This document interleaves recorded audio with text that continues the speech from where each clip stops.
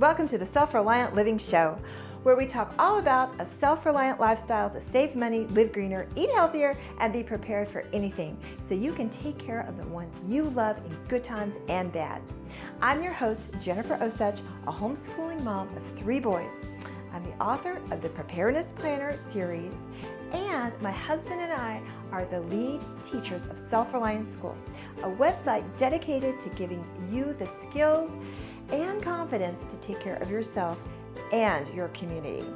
Be sure to stop by and pick up your free videos from inside Self-Reliant School that will get you started growing, cooking, and preserving your own food today. You can pick these up at selfreliantschool.com/free. Now, on with the show. Welcome to the Self-Reliant Living Show. And this week we have a great guest. His name is Greg Peterson. And as you know, I like to read the bios of my guests because I don't want to leave anything out. So here goes. Greg Peterson is the founder of the Urban Farm and Urban Farm U, and is a green living and sustainability innovator who is well known regionally. As a resident of Phoenix for the last 48 years, Greg is well versed in urban sustainability and food production in dry lands. So this is really wonderful, guys, because you're going to get to ask him questions about gardening in the desert or dry areas, because I know I get a lot of questions about that, and he is an expert in that area. So I can't wait to ask him some of those questions. He was first introduced to desert gardening at the age of 12. In 1991, he discovered the concept of permaculture, bringing together many sustainability concepts into one cohesive system. So yes, also going to talk to him about permaculture. In 2001, Greg created a new concept called the Urban Farm, which is at urbanfarm.org, a real-world environmental showcase home in the heart of Phoenix, Arizona.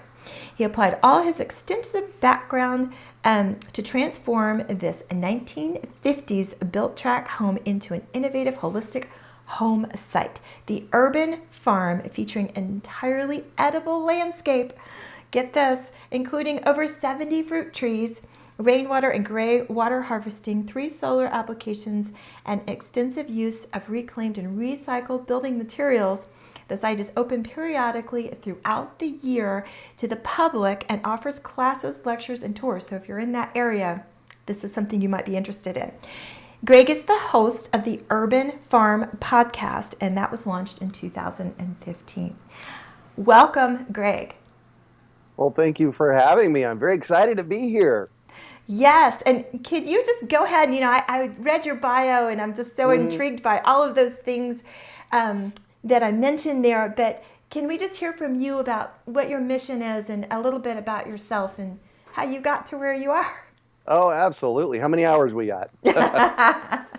So when I was 15, I started gardening, and that was 1975. And that same year, I had to write a paper on how we were, for a biology class, and I actually wrote it on, lined paper and pencil, right? And the paper I wrote was on how we were overfishing the oceans. I have no idea. To this day, I don't know where that came from. I just knew that there was something really wrong with how we're living on the planet and how we're eating on the planet. And so that has really stuck with me for the most of my life. I'm 55 now. Along the way, I discovered permaculture. I read a book called Ishmael by Daniel Quinn, and Ishmael talks about, it's a conversation between a gorilla and a man, and the gorilla is the teacher, so it's a work of fiction, but it really frames out how we came to be where we're at over the past 10,000 years, and how we've become really consumers of the planet rather than contributors on the planet. And that's where permaculture really plugs in for me. I like to call permaculture the art and science of working with nature. So how do we plug in and work in the flow of nature rather than against nature? And over the years, I've started the Urban Farm. The Urban Farm is the house where I live. I've been here 27 years. I started calling it that in 2001. And it was out of a project that I had to do when I went back to college. I got a bachelor's and a master's, and so I had to write what's my mission in life? What am I going to do here? And I realized I was already doing it here in the space, at the urban farm. And so I like to call the urban farm an environmental showcase home. And I just invite people here to see all the cool things we're doing. I have over 80 fruit trees on the property now. Wow. Yeah, so I need to update my bio. Thanks for that. Yes. We have 3 different kinds of solar panels on the roof. I do rainwater and gray water harvesting. The landscape is primarily edible, or it supports edibles. And really over the past 3 years, this has become a thing. Wow. That it's Yeah. just, So, it's awesome. I just can't get, I mean, I'm just so envious. Those fruit trees. Oh my goodness. yeah. That's just such a blessing. Hello, Christy. Hello, Kelly. Hello, Debbie. Hello, Janice. Hello, Teresa. If I'm saying your name wrong, I apologize. And like I said, hello, Tracy. Okay. So since you are totally invested in this and, this is your life, can you just explain to me, for somebody who is maybe new to these concepts, about growing your own food? It's like, well, what's the benefit of that versus just going to the grocery the grocery store store. or buying trying to be good and, I buy organic, but Mhm. what is the, I don't know, what is the motivation that you have that, growing your own food is the way to go? Yeah. So there's a couple of answers to this, and it really depends who you are, what your answer is. So I'll just review some of the possible answers here. One is, I want to know what's in my food. Mm-hmm. We have an industrial food system on the planet that pretty much puts out bad food. I was going to use a different expletive, but it puts out bad food. It is there's not enough nutrients in it. It's full of chemicals, and so if you want to know what's in your food, the best way to do that is to grow it yourself. Yeah. So that's number one, the number one thing I get. And I'm not even going to number these in like order of what people think, because let's just call it another thing, is we have a 3-day supply of food Mm. in pretty much every major metropolitan area in this country. And that comes from, really the beauty of our what they call a just-in-time food system. In this country, we've figured out how to feed, 330 million people pretty much 3 times a day and get food to them so it's fresh and just in time. And our grocery stores can only hold so much. So they did a study a few years back, and they found that we have a 3-day supply in any urban area. From a being prepared point of view, that is a problem. Mm-hmm. So, and I want to kind of reflect back. I've spent, in the past decade, I've spent 2 weeks in Italy, 2.5 weeks in Italy, and 2 weeks in Croatia, about 10 years apart. So I was in Croatia 2 years ago, and in 2005, I was in Italy. And these were both extended trips. And one of the things that I noticed on both of the trips was that everybody's got a garden. Everybody's everybody's growing their own food over there. And we don't really do that in this country. And the other thing is, in Europe, it doesn't feed everybody everything they need. But just imagine in this country, in the United States, if everybody on your street had a garden. And there was a power outage. You know that in, let's see, it was September of 2011. There was a 3-day power outage in San Diego County. I have friends that live there and students that were there then when that happened. And I'm not talking end of the world stuff here. I'm talking, guess what? There's a power outage for 3 days. Everything in your refrigerator's gone. Mm-hmm. Everything in your freezer's gone unless you have a backup supply of power.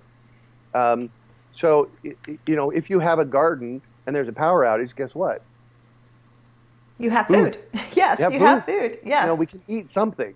I mean, whether you love kale or not, right now I have, 20 pounds of kale in my front yard, and that could sustain me for a few days, although it might be pretty, okay, I'm enough with kale, but, it's here and it's growing. Mm-hmm. So I live in the 6th biggest city in the country. I'm in the Phoenix metropolitan area. We have 4.4 million people here. And I'm pretty much the only person on my block of 26 homes that has a garden. Wow. I'm working on it.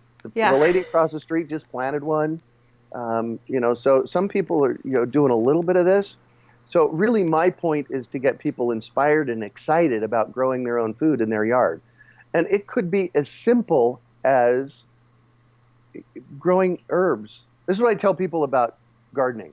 Herbs are the most expensive thing that you can buy. They're, $50, $60 a pound. Obviously, you're not going to use that much of them. But, you'll pay $4 for this much basil, right? Oh, yeah. Stuff grows wild in my yard. Mm-hmm. It's practically a weed here at the urban farm. Yeah, it's crazy. The price difference is just, it almost doesn't make sense not to grow some of the stuff yourself. Right, exactly. Well, tell us a little bit about your property, the setup on your property. Please tell us more about the fruit trees. Okay. I just love that. But you're also using solar energy, and you're harvesting rainwater. You're doing above and beyond just the normal sort of garden. You've got a whole ecosystem going on. Yeah. So in nature works a particular way. Nature works like this, right? It's called regenerative. Everything in nature regenerates itself.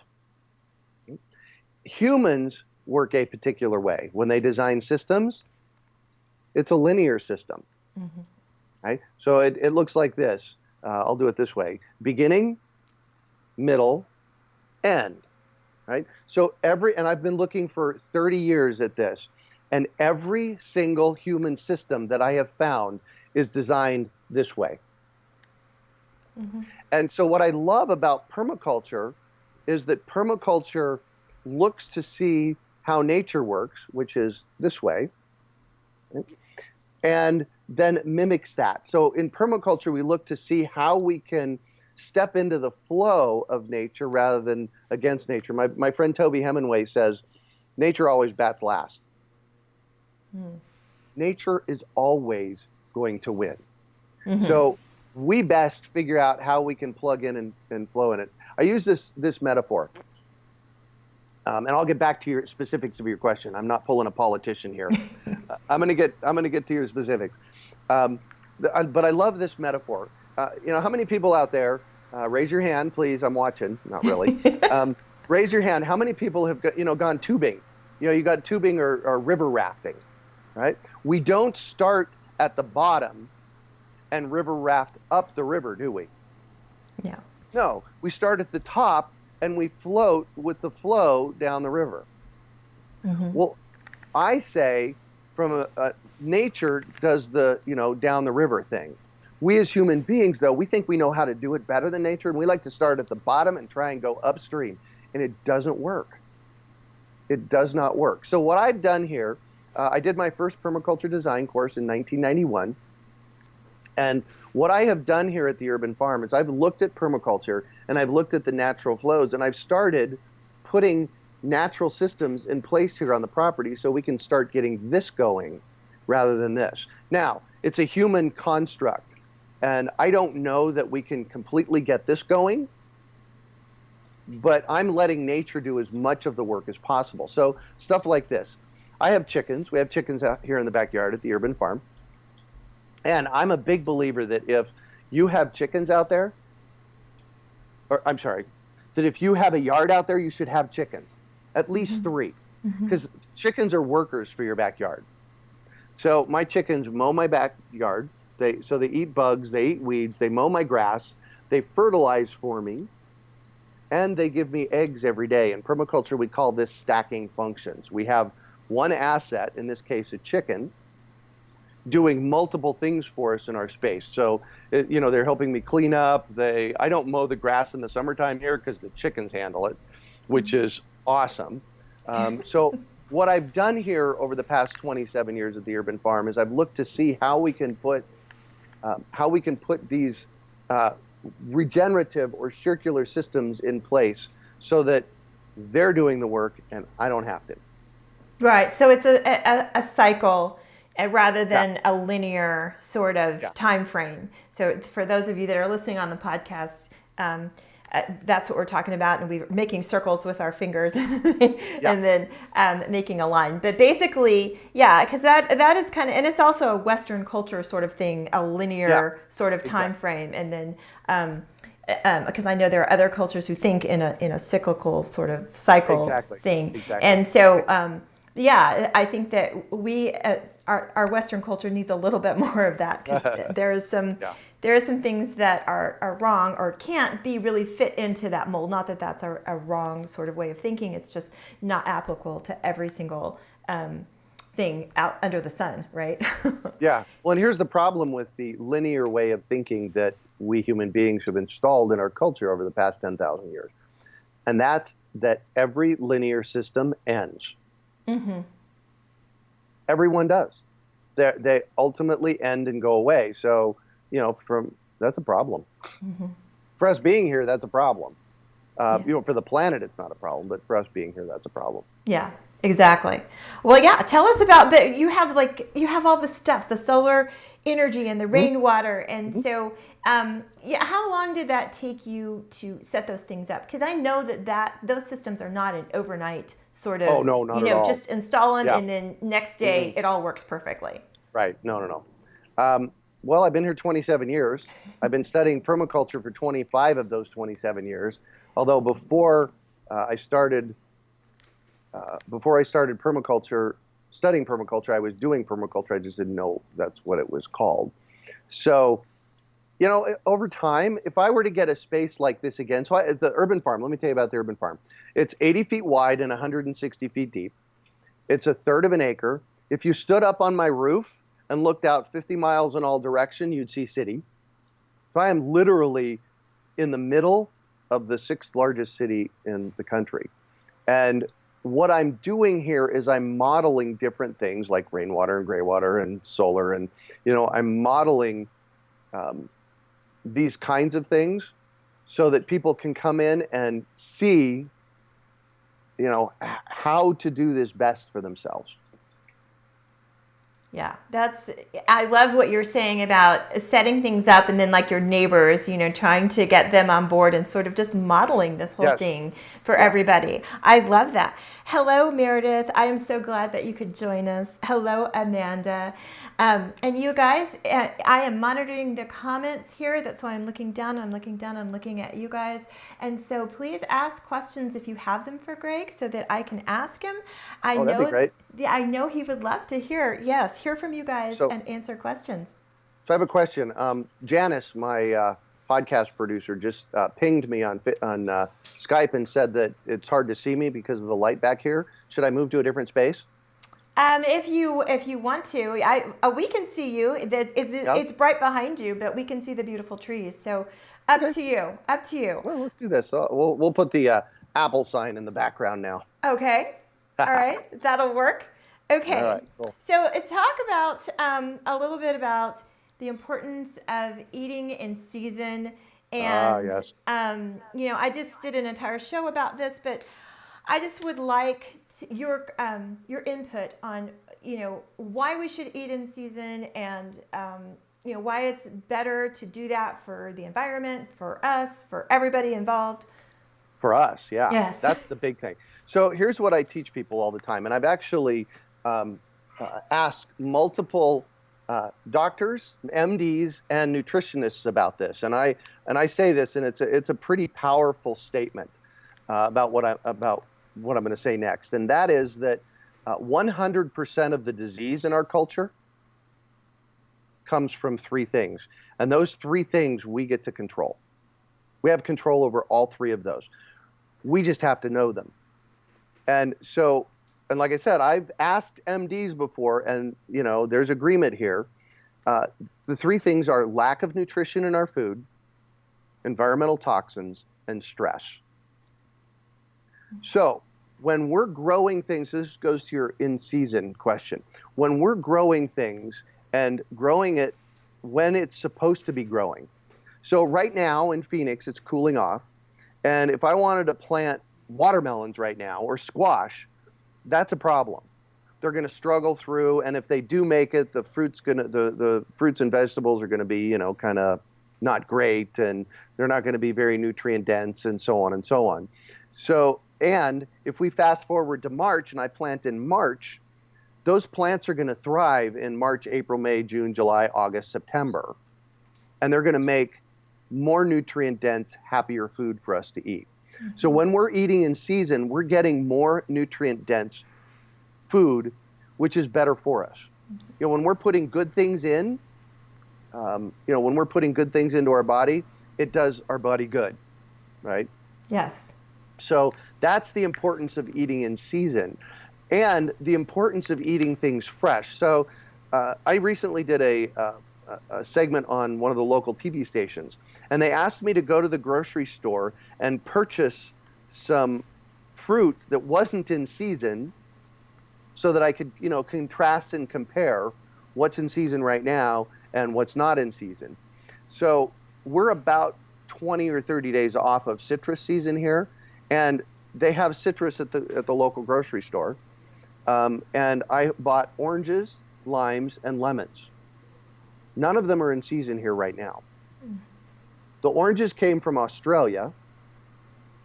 That's, 7,000-8,000 miles. Yep. The limes came from Chile, and the lemons came from Mexico. Okay, Mexico is not so bad from Arizona, right? What happens in these situations is when you're not eating in season and you're buying an orange that's from, Australia in this case, they have to pick that orange early before it's ripe. What you may not know is when you pick something that's not ripe, it's not got all of its nutrients in it, so that it's not as nutrient dense as it could be or should be. Mm-hmm. And then the moment they harvest it, it starts breaking down the nutrients. So when you pick something early, it's already missing some of the nutrients, number one. And, if it takes 2 weeks for that to get here, it's going to spend 2 weeks degrading from a nutrient density perspective. Mm-hmm. So basically what we're getting in this culture with food that's not in season and is coming from, 7,000 or 8,000 food miles away is nutrient dense, less food. And so that's really the nutshell of why it's important to eat what's in season. Yes. Yes. And then, an example of that, at least that I experience, is that you can really tell is peaches. When you buy a peach that's not in season, I mean, it'll never ripen. It tastes horrible. It's mealy. It's just, it's and so that is an example. I know a lot of people, they like to taste they'll just buy one peach, and go home and then see if it tastes good or not, and then go back to see. And so that is one example that I know is huge because that's what's going on for people who don't know the reason for that. That's what it is that it was picked so early that it just didn't have a chance to really become a peach as we know it. Right, exactly. And here's how to spoil yourself on that. I can't eat a store-bought peach anymore. I just don't do it. I eat peaches when they're in season, which for us is May, June, and July. Mm-hmm. And that's the only time. Because the peaches that I grow here, they will make your toes tingle. They are so good. They are amazing. And the other thing about eating the peaches off my tree, I have to eat them. Let's see, am I far enough out? You have to eat them like this because they're so juicy. They will splash down the front, and they'll splash down the front of you. So, I love that. I love that. Okay, so we are getting a few questions here. Yay! Let's see. Tracy asked, I would love to set up a gray water system for our house. So she's asking about that. Meredith is asking, how much rain are you able to collect annually? And then Carol is asking, what about food from cold frames? Is that as nutritious as, say, something that was planted straight into the ground? Right. So let's go backwards. Okay. Cold frames. Here's the thing. Your single biggest challenge or job as a food grower, as an urban farmer, as a in growing your own food, your single biggest thing to do is to create healthy soil. So if you're creating healthy soil in a cold frame, then you're going to have nutrient dense food. Okay? There's this in nature, I love nature and I love how nature works. There's this magic that happens. So when you have healthy soil, which means you're not using chemicals, there's lots of organic matter, you've added micronutrients, there's this stuff that happens with the bugs in the soil, with the mycelium and all that kind of stuff, where they're harvesting the micronutrients out of the soil and making them available for the plants, so that the plants uptake the micronutrients, and those micronutrients go into your food, and then when you consume it, you have more nutrient-dense food. So as long as you're creating healthy soil, then you're good to go. And real quickly, there's 5 components of healthy soil. They are dirt, which is what most people have. And if you just try growing in dirt, forget about it. You're going to be hard pressed to do that. Organic matter, airspace, water, and everything that's alive in the soil. And the way to fix dirt is just add compost on the top. And I don't mean add compost. I mean add compost. If you've got a dirt garden, and it's compacted and all that stuff. If you've got a dirt garden, add 6 inches of compost on the top and then plant your garden. You don't have to dig, just plant your garden, and then the roots will do the work for you. Mm-hmm. So yes, absolutely, in a cold frame you can get great nutrient-dense food. Your job as the farmer is to make sure that you create healthy soil. Question up before that was on rainwater harvesting. Mm-hmm. So here's the thing about rainwater harvesting. Don't think of it as, I'm going to harvest the water, hold on to it for later. That's one method of rainwater harvesting, and really gray water harvesting. But plant the gray water and rainwater in your yard, and then plant the landscape around it. So a lot of the rainwater harvesting that I do here at the Urban Farm is simply just directing the water into the part of the yard where I have my fruit trees, so that when the rain comes, it waters the fruit trees. Now you can put in rainwater harvesting tanks. They just get, pricey, and then in order to make them work, you have to do something like hook up a hose and, so on and so on like that. The question about how much rainwater can we harvest? For every 1,000 square feet of rainwater harvesting space, so I've got 13,000 square feet here at the Urban Farm. For every 1,000 square feet that you have, and every inch of rain, you get 600 gallons of water. Wow. We're in the desert. We don't get all that much rain, but when it comes down, it comes down. Mm-hmm. In September of 2014, we had a one-day event. It actually happened 2 hours, where I got 3.5 inches of rain in 2 hours. Oh my goodness. When I did the math on that, I got 29,900 gallons of water that poured onto the Urban Farm in a 2-hour period. That's enough to fill an Olympic-sized swimming pool, or at least a swimming pool. I don't know about Olympic-sized, but that'll fill a swimming pool. That's a lot of water. Our job as rainwater harvesters is to make sure that we're directing it into the space so it's going where we want it to go, and then it's going to a place where we've got things planted that are then going to grow. Yeah. Wow. Great. And then the gray water one. Mm-hmm. Remind me again what the gray water question was. I think she was just saying that she would love to set those up. Let's see, we live in Oklahoma. Do you do rainwater systems? But I'm not sure about gray, or she wants to do rainwater, but she's not sure about gray water and what your opinion is on that. Got it. So gray water is any water that goes down any drain in your house except your toilet or your kitchen sink. In the state of Arizona, it's legal to use gray water in your yard.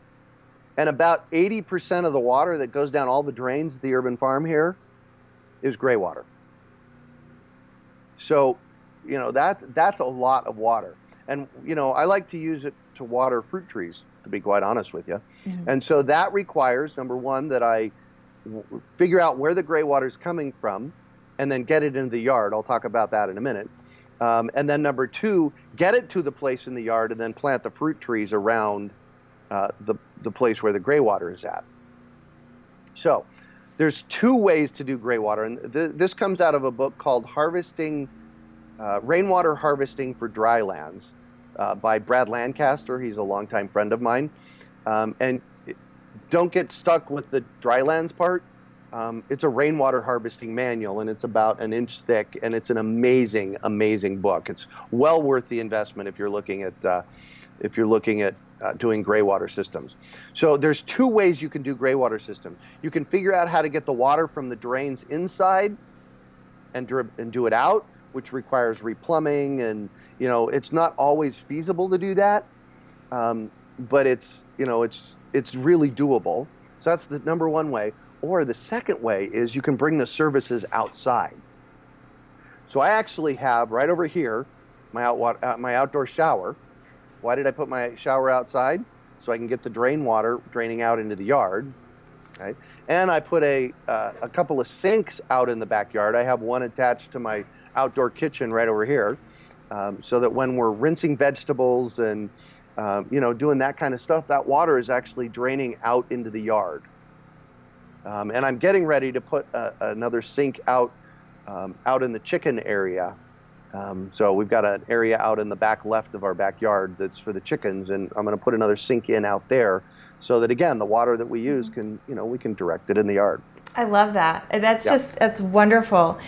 Can you talk a little bit about, because I want to go back to this modeling for other people, and I want to talk a little bit about what's been going on in Cuba in recent years, because like you've been saying in other places as well, everybody has a garden. So if you could speak to that and how that has really helped that country. And then also for people who want to do this, want to get started, what would you say to them if they have, things like HOAs or barriers like that, that they have to face? So let's start with it. We'll start at the last question, the HOAs. Your job as a person in the HOA is to get them to shift their thoughts on that. There are HOAs in the state of Arizona where it is not legal to grow food in your yard. And as far as I'm concerned, that is a travesty of justice. It should be punishable by law. I don't care where I'm at, if I have a yard and I want to grow food for my family, that is a basic human right. So fighting an HOA is not so easy. But stepping into the HOA and getting them to change their tune is another, is a much easier way to do it. It's a ground up way of doing it. So I have a friend, Justin Ronert. He's with iAgriscapes. In fact, you should have him on your show. I'll connect you with him. He's cool. Wonderful. He's out in Chandler. So the Phoenix metropolitan area is probably 500 square miles, and out east we have Chandler and Mesa and Gilbert, and so they're like suburbs. And he lives in a suburb. I'm pretty sure he's in Chandler, and he lives in an HOA. And a few years ago, what he realized was that one of his neighbors was keeping African birds, the macaws and that kind of stuff, in an aviary in their backyard. Perfectly okay for the HOA. However, chickens, on the other hand, were not. Oh. So he changed the name of his chickens to I think he called them African jungle fowl or jungle fowl. I love that. And put chickens in his backyard. And then when the HOA came along and said, excuse me, he went, excuse me. And now in his HOA, you can keep chickens. And 5 of his other neighbors are also keeping chickens. So, yeah. So really what we have to do with the HOA thing is not fight them. We need to join them and get them on board. And here's the big thing that HOAs are really concerned about. And for that matter, cities and, and so on and so on. How does it look? If you put, even in my front yard, if I put something and let it get overgrown and it, It just basically looks trashy. And somebody complains about me, the city's going to stick a note on my front door and say, clean it up. Right. So, and in my front yard, I have 40 fruit trees in my front yard. We grow a lot of our groceries in the front yard. And I just make sure that the space looks nice. Mm-hmm. It looks appealing. It looks well kept. So that's really the number one rule. Number two, we do tours here at the Urban Farm, and on a good tour day, quite honestly, I can get 200 people here. Wow. And my street runs half a mile from one end to the other. And, it's a double wide, so we can park on both sides of the street and still drive down the middle. But on tour day, I've had people in the neighborhood say, "Oh, you're that guy over on 13th Place that does the tours." And I said, "Yeah, that's me. How do you know?" And they said, "Well, we know when you're having a tour because people are parking on our streets and walking around." So one of the things that I do for the people on my street is, I share eggs with them. Mm-hmm. I do a fruit tree program where I teach people how to grow fruit trees in the dry lands and deserts, and then they can buy fruit trees from me. So everybody on the street over the past 17 years has received at least one fruit tree from me. So I really do a lot of outreach and positive work with people so that they love what I do. And here's what I do about gardening. Imagine a cool garden right here. What I do, and that I'm holding up my hand. And I'm holding out my hand and I'm looking at it. And it's like, this is what I do with people. See this, growing a garden? You can do this too. Isn't that cool? And you kind of feel the energy behind that. That's like a fun and happy and cool energy. So I don't fight the system. I work in the system as much as possible. And I'm working in the flow, right? We talked about that earlier. I'm working in the flow to work with my neighbors and to work with the city to make this a happy, positive conversation. That's wonderful. That's such good advice, I think, to just kind of conquer from within. And then even for those people who it's not possible for whatever reason for them to have a garden, if you share some stuff with them and just make it a positive experience for them, they're on board anyway. And so I love that. So Hold on, I'm showing people my tower garden now. Oh, wonderful. This is a tower garden. I absolutely love my tower garden. You'll notice here at the top things are a little bit suffering. That's because it's too hot here. It is still too hot in Phoenix to grow some lettuces and stuff, which is really strange. It's really late in the season for that. But so the tower garden is an absolutely cool piece of, it's hydroponic, essentially hydroponic technology. And you mentioned if somebody doesn't have a yard, that tower garden you can actually purchase with lights. So you can keep it in a room at your house. And so you can grow food inside in a room in your house in the wintertime, in the summertime. And it's 4 square feet, 2 by 2. I call it 6 square feet. And it's 6 feet tall. It takes up no space, no room at all. It's a product by Juice Plus. So if you know a Juice Plus rep, ask them about the tower garden. But it's an amazing piece of technology. So you don't even need a whole lot of space to grow food. That was going to be my next. Need to get it genius. Yeah, that was going to be my next question about hydroponics and aquaponics and how you feel about that in terms of food getting the proper nutrients and all of that, and just what your opinions are on those systems. So I am a big believer that the capital T, and I'll say this, the solution to our food system problem lives in our cities. We need to figure out how to grow food in the cities, because my friend Jen Nelkin runs Gotham Greens in New York City and Chicago.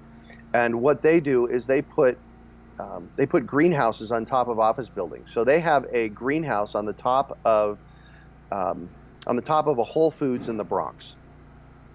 So they're growing food, they're harvesting it, and they're running it down an elevator 2-3 floors to the grocery store. That's beautiful.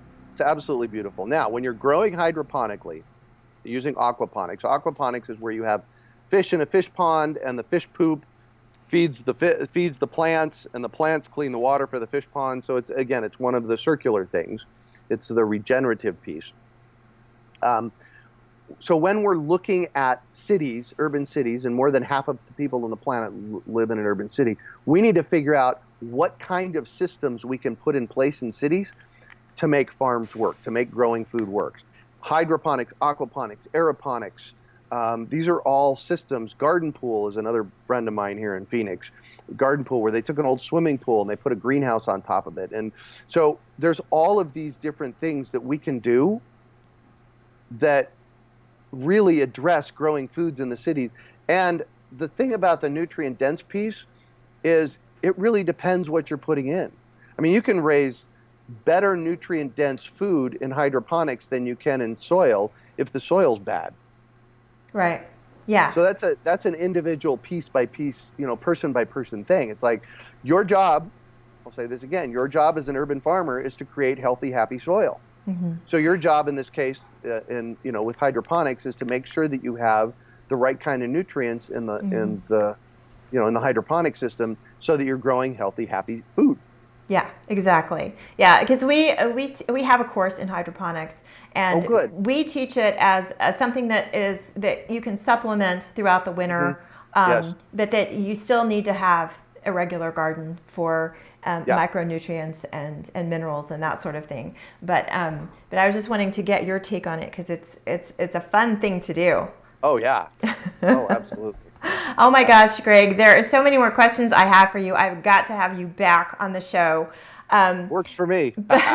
But before I let you go, tell me a couple of your gardening heroes and who you follow and admire and why. So we've had, I do the Urban Farm Podcast, urbanfarmpodcast.org. I do the Urban Farm Podcast, and I've interviewed 170 people. And my interview with Michael Abelman 2 weeks ago made me nervous. This was the first time I'd interviewed somebody, and I was nervous. Michael Abelman has basically taken properties that that are blighted properties, and he's turned them into incredibly cool spaces. So I first ran into Michael Abelman at Fairview Gardens, and Fairview Gardens is in Goleta, California, which is right next to Santa Barbara. And this was in the early 90s. The space they actually ended up purchasing was a farm for the past 100 years. And what was happening in the area in the 90s was that developers were coming in, they were buying up the space and putting houses on it. So in 1 year, I can't remember what year it was, somewhere in the early 90s, they raised $1 million.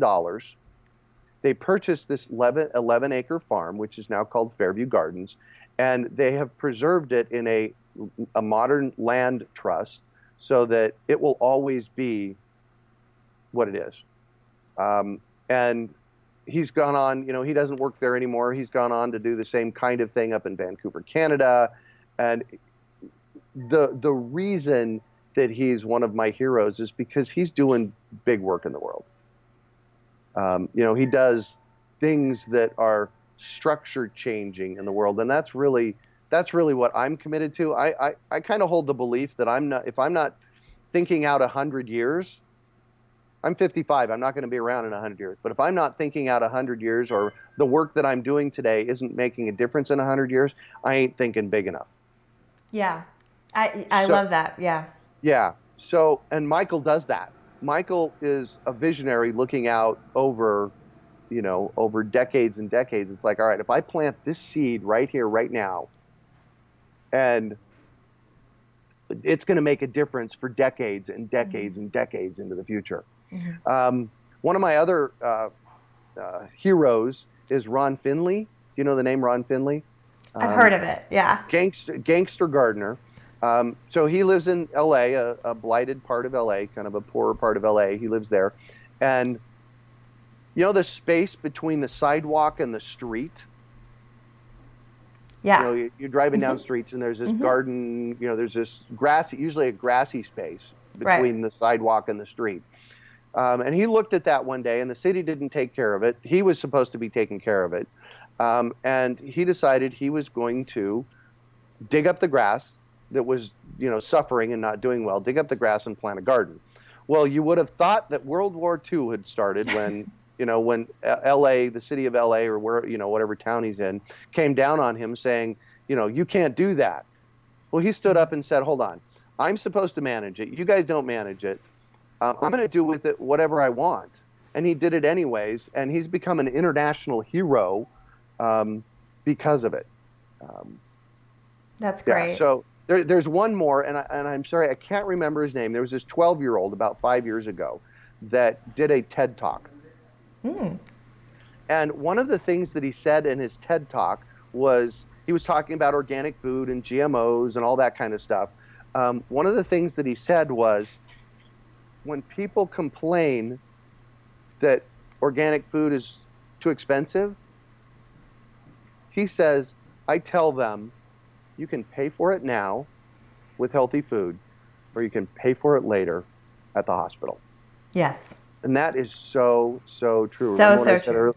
What I said earlier, 3 things in our culture cause 100% of the disease. Lack of nutrition in our food, environmental toxins, and stress. Grow your own food. You can handle all 3 of those things. Yes, totally agree. Yeah. That's wonderful. I think those are going to be my heroes too. Oh my goodness, that's great. That's a great question, by the way. I love that question.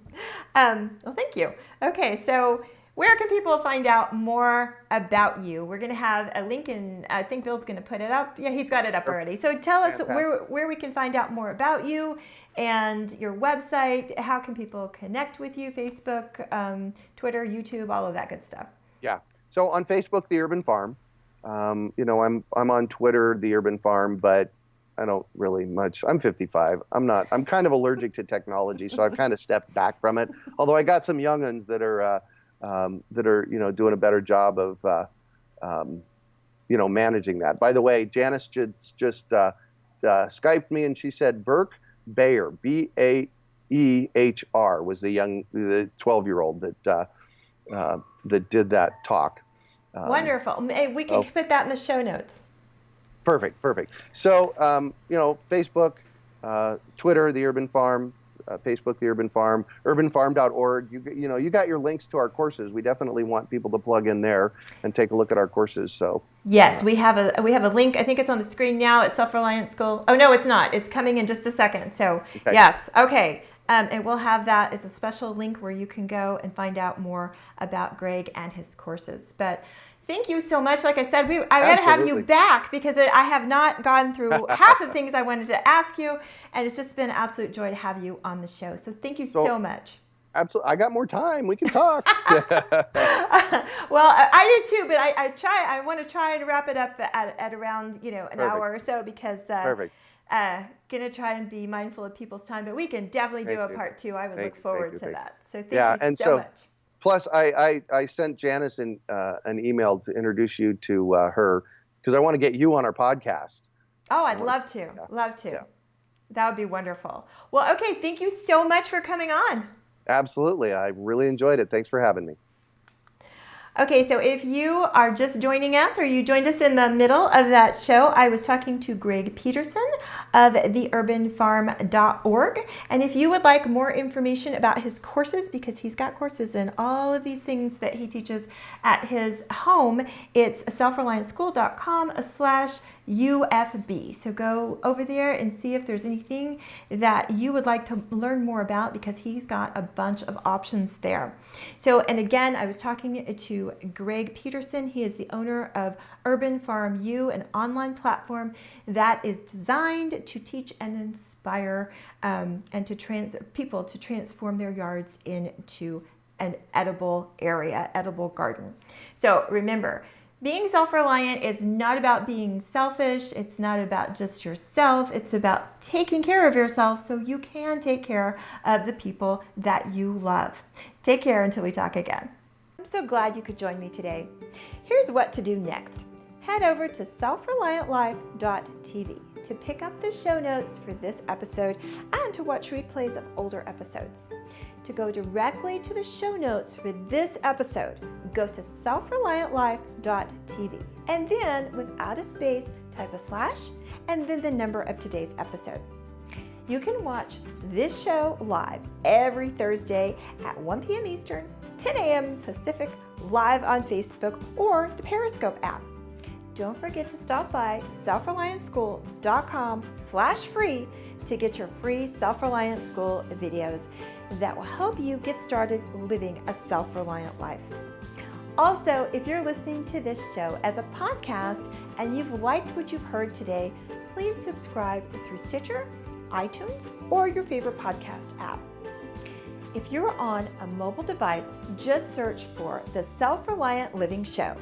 If you're on a laptop or desktop, just go to selfreliantlife.tv/iTunes. And while you're there, please leave a review. I love to hear from you. You leaving feedback makes it easier for others that are interested in living a self-reliant life to find my podcast. Take care until we talk again.